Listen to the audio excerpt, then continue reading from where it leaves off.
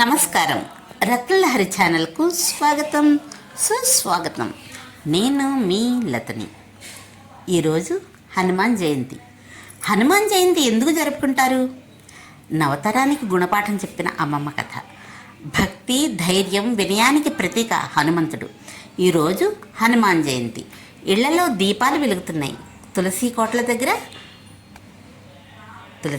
దగ్గర పూల సువాసన పరుస్తోంది.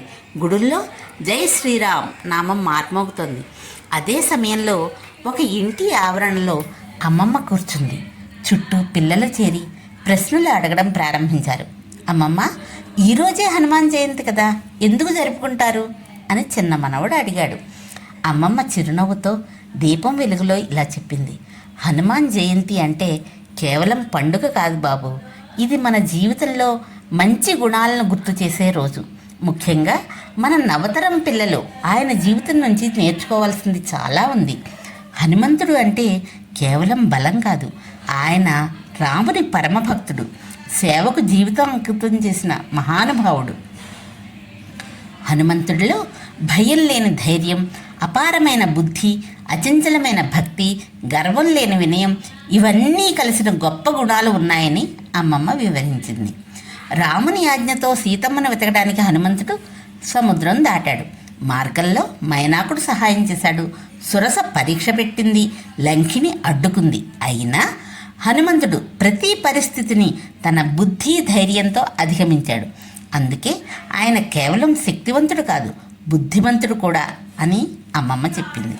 లంకలో సీతమ్మను వెతుకుతూ హనుమంతుడు ఎంతో శ్రమించాడు. కొంతసేపు ప్రయత్నం ఫలించకపోయినా ఆయన వెంటనే ధైర్యాన్ని కూడగట్టుకుని తన కార్యాన్ని కొనసాగించాడు.